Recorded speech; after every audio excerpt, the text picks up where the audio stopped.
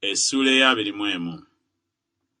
Manaase yali yakamaze emyaka 12 bwe yatanula okufuga. N'afugira emyaka 55 mu Yerusaalemi, ne nnyina erinnya lye yali Kefuziba. N'akola ebyali mu maaso ga Mukama ebibi ng'eby'emizizo bwe biri eby'abamawanga Mukama be yagoba mu maaso g'abaana ba Isirayiri. N'azimba nate ebifo ebigulumivu Keezeekiya kitaawe bye yazikiriza. N'asimbira Baali ebyoto, n'akola Asera nga Akabu kabaka wa Isirayiri bwe yakola, n'asinza eggye lyonna ery'omu ggulu n'aliweereza. N'azimba ebyoto mu nnyumba ya Mukama, Mukama gye yagambako nti, mu Yerusaalemi mwe nditeeka erinnya lyange. Era n'azimbira eggye lyonna ery'omu ggulu ebyoto mu mpya 2 ez'ennyumba ya Mukama. N'ayisa mu muliro mutabani we, n'akola eby'obufumu n'aba n'eby'obulogo, n'agendanga eri abo abaliko emizimu n'abalogo. N'akola obubi bungi mu maaso ga Mukama okumusunguwaza.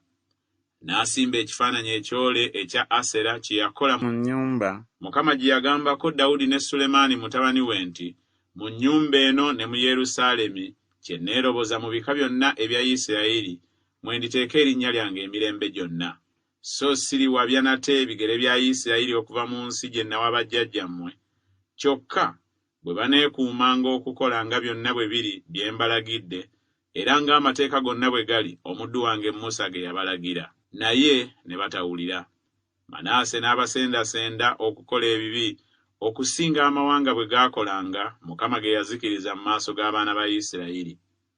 Awo Mukama n'ayogerera mu baddu be bannabbi nti, kubanga Manaase kabaka wa Yuda akoze eby'emizizo bino, era akoze obubi okusinga byonna Abamoli bye baakola abaamusooka, era ayonoonyesezza ne Yuda n'ebifaananyi bye, Mukama Katonda wa Isirayiri kyava ayogera nti, laba, ndeeta ku Yerusaalemi ne ku Yuda obubi obwenkana awo.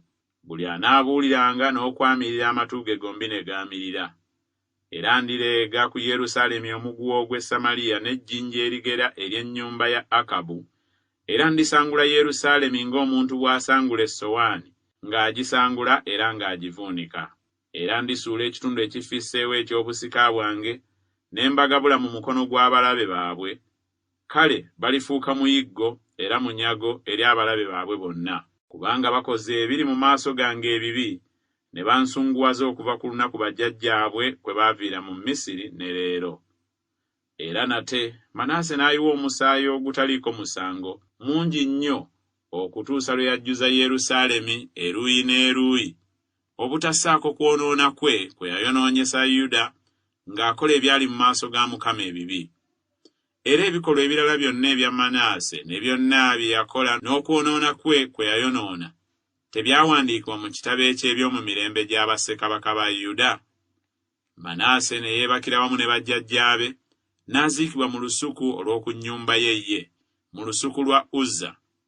Amoni mutabani we n'afuga mu kifo kye. Amoni yali yakamaze emyaka 22 bwe yatanula okufuga. N'afugira emyaka 2 mu Yerusaalemi. Ne nnyina erinnya lye yali Mesulemesi, muwala wa Kaluzi ow'e Yotuba. N'akola ebyali mu maaso ga Mukama ebibi nga Manaase kitaawe bye yakola. N'atambulira mu kkubo lyonna kitaawe lye yatambuliramu, n'aweereza ebifaananyi kitaawe bye yaweereza, n'abisinza. N'ava ku Mukama Katonda wa bajjajjaabe, n'atatambulira mu kkubo lya Mukama. Abaddu ba Amoni ne bamwekobaana, ne battira kabaka mu nnyumba ye. Naye abantu ab'omu nsi ne batta abo bonna abeekobaana kabaka Amoni.